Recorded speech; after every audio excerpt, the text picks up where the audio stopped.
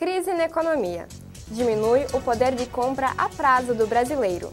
Campus da UPF passa por reformas para melhorar a acessibilidade. E ainda, políticos e especialistas debatem o aumento no fundo partidário. Confira essas e outras notícias agora, no FAQ News.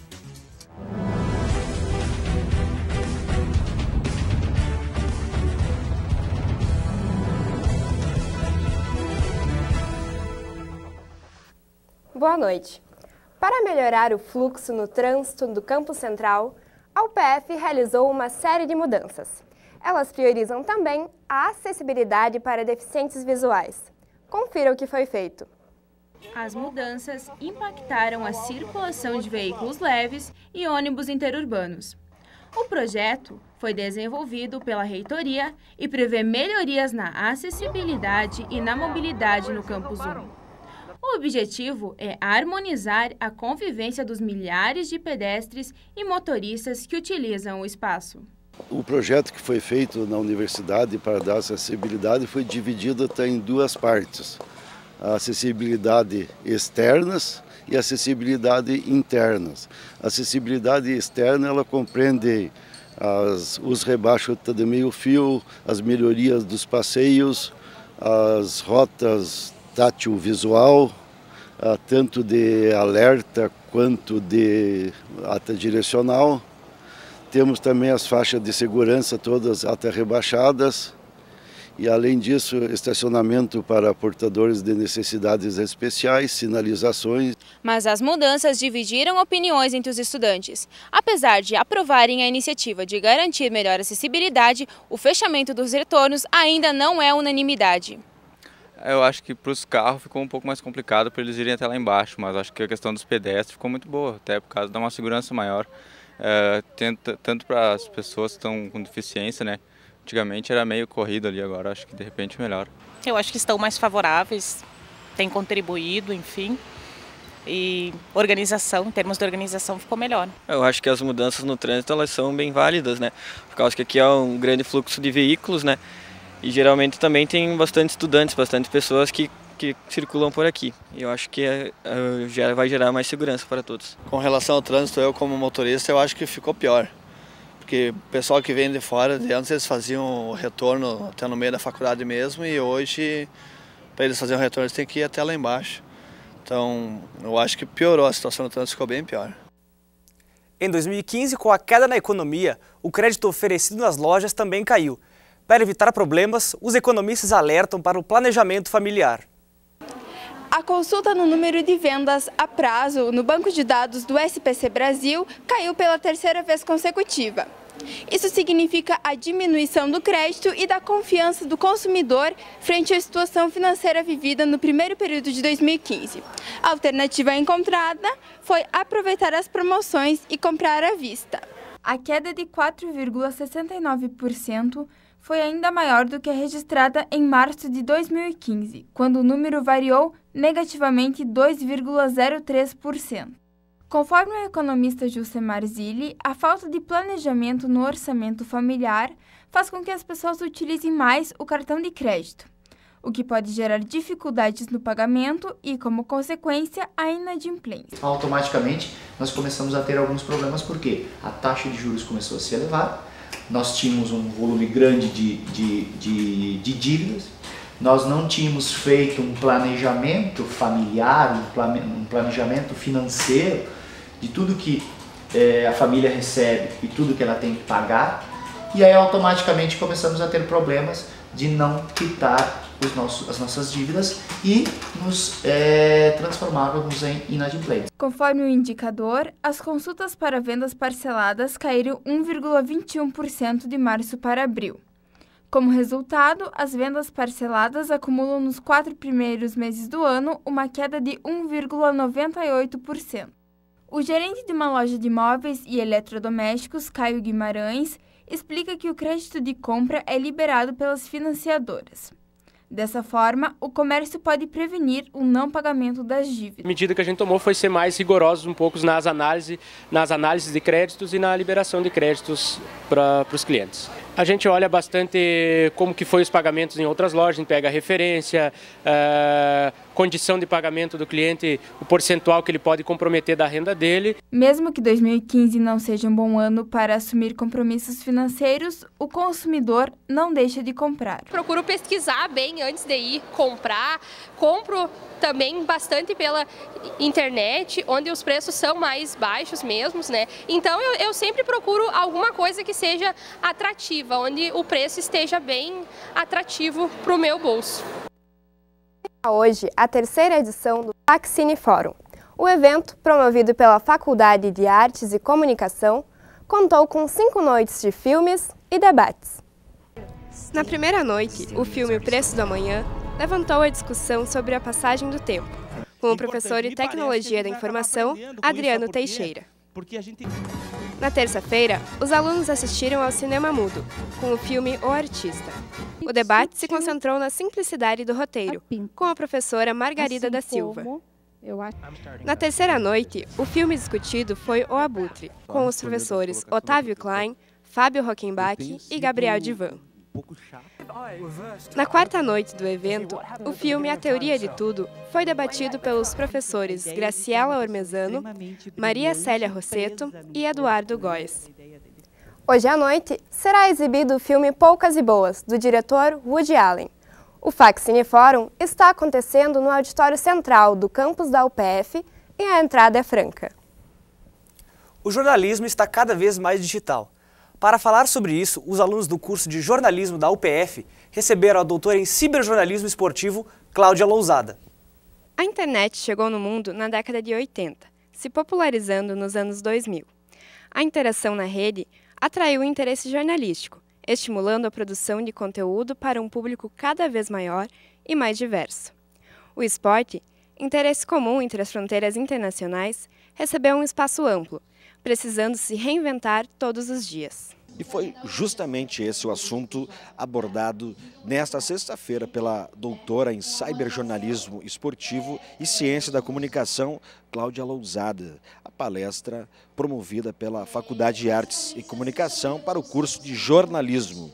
Ela falou sobre como as notícias do esporte são vinculadas na mídia online espanhola. Como alternativa de expressão mais rápida e menos trabalhosa também, eles utilizam os marcadores sociais. Durante a palestra, Cláudia exibiu a sua tese de doutorado, referente ao ciberjornalismo, o que motivou inúmeras perguntas.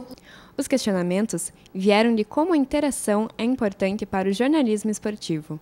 Os meios de comunicação esportivos na Espanha, especificamente em Catalunha, já estão abrindo mais essa participação ao usuário, estão assimilando a importância de abrir essa participação e estão otorgando mais espaço, seja através de comentários, seja através de votação da informação, votação da notícia, ou seja através de editar a notícia. Muitos dos acadêmicos ingressam no curso de jornalismo com o objetivo de seguir na área esportiva. O estudante do terceiro nível, Gabriel Nunes de Quadros, é um dos que pretendem aliar a paixão pelo esporte à editoria. Eu sempre amei futebol, sempre quis viver disso, mas como eu não tinha o talento ou a estrutura necessária, eu não segui na carreira jogando mesmo. Então eu achei que o jornalismo é um meio bem acessível de poder expor minha opinião e viver do que eu gosto. No próximo bloco, você vai conferir o que políticos e especialistas têm a dizer sobre o aumento no fundo partidário. Voltamos já.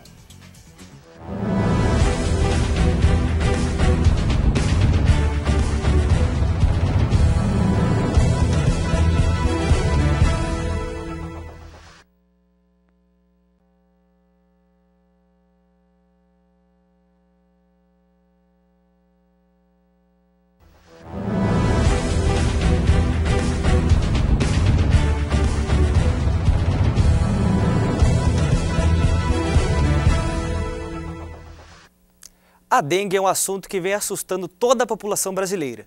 No Rio Grande do Sul, 2 pessoas morreram por causa da doença, uma em Santo Ângelo e a outra em Panambi. 684 casos já foram confirmados até o momento no estado. Vamos conferir agora como está a situação em alguns municípios da região. Passo Fundo confirmou nos últimos dias o 5º caso da doença. Todas as pessoas infectadas contraíram o vírus em outras cidades, sendo 4 delas em São Paulo. O município de Carazinho, no início do ano, teve 8 pessoas infectadas e está há 4 semanas sem nenhum novo caso da doença. Em 6 casos, o vírus foi contraído em Carazinho. No momento, os agentes de saúde aguardam pelo resultado da análise laboratorial de um caso suspeito da doença. Sarandi está em alerta. Na última semana, 7 novos casos de dengue foram confirmados em regiões dos bairros Santa Catarina, Ipiranga e adjacências. O Departamento de Vigilância está intensificando os trabalhos de conscientização e fiscalização das casas. O aumento no fundo partidário vem provocando polêmica. O assunto divide opiniões até entre os políticos.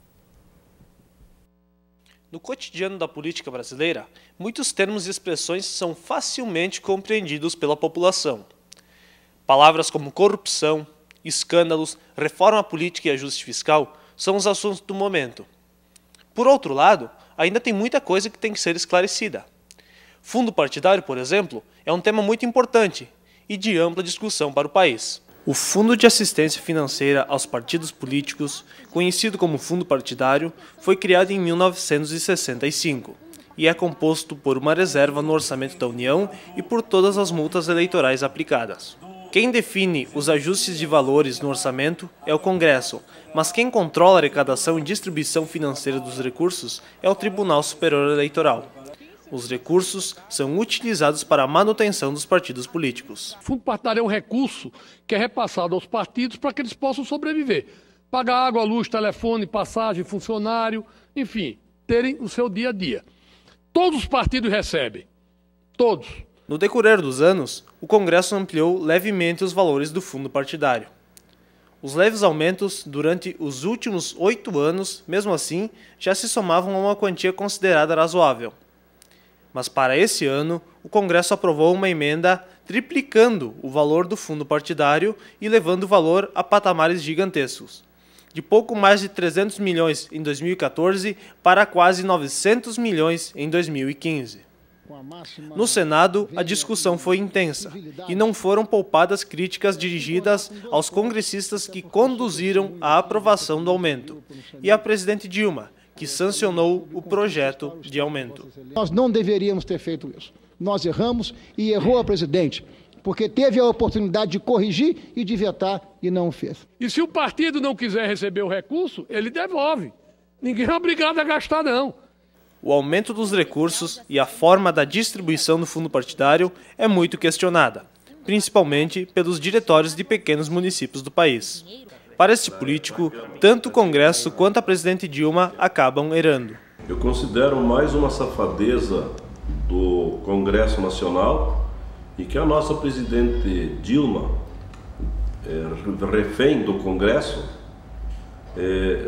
sancionou, olhando mais para aqueles 500 e poucos parlamentares que formam o nosso Congresso, do que os 200 milhões de brasileiros que pagam impostos. A questão é que a verba acaba sendo centralizada nos diretórios nacionais. De acordo com este presidente de partido, a maioria dos diretórios municipais do Brasil fica sem receber recursos do fundo partidário. Olha, eu como presidente do PMDB aqui de Marau, praticamente há 1 ano e meio, nós nunca recebemos nada desse fundo partidário. Mas, afinal, onde fica o fundo partidário? Essa fortuna de quase R$1 bilhão e circula todo lá em Brasília. No Diretório Nacional e provavelmente eles mandem alguma coisa para os diretórios estaduais, mas para os diretórios municipais, a não ser daqui a pouco grandes cidades, talvez a maioria dos municípios então do Brasil não recebam esse fundo partidário. Quem comenta sobre o assunto é o cientista político Ginés de Campos. Muito se questiona, né, o montante do aporte desses recursos, principalmente considerando o contexto da atual crise fiscal que o governo passa, na medida em que esses recursos poderiam ser destinados a outras áreas, né, de demandas mais importantes da sociedade, como a educação, como a saúde. Portanto, esse é um debate extremamente complexo, é preciso buscar uma alternativa, mas é preciso também definir um limite para os recursos destinados, recursos públicos destinados ao financiamento das campanhas políticas eleitorais, principalmente considerando seu elevado custo. A UPF está com inscrições abertas para o vestibular de inverno até o dia 8 de junho. A prova será no dia 13 de junho em todos os campos da universidade. No site oficial do vestibular, os candidatos podem acessar as provas dos últimos anos. Vamos conferir agora como fica o tempo no final de semana. O clima no final de semana fica estável. Em Passo Fundo, a temperatura atinge a máxima de 20 graus nesse sábado. No domingo, a máxima é de 19 graus.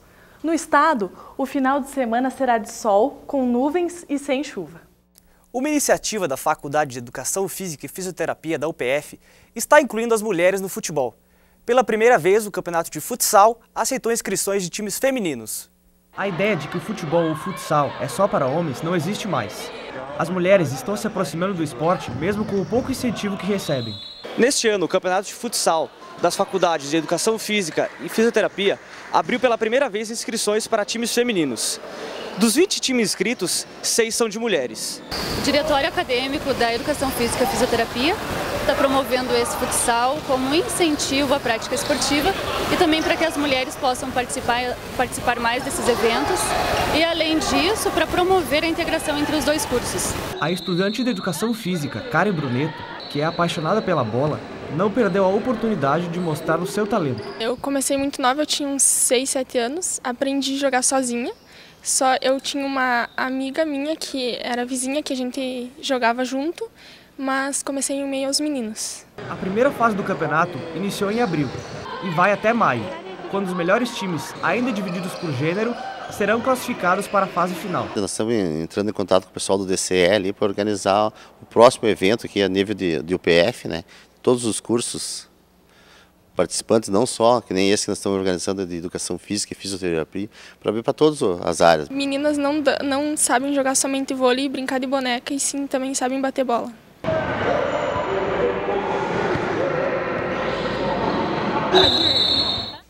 O FAQ News termina por aqui. Voltamos amanhã no mesmo horário. Tenham todos uma boa noite. Boa noite e até amanhã.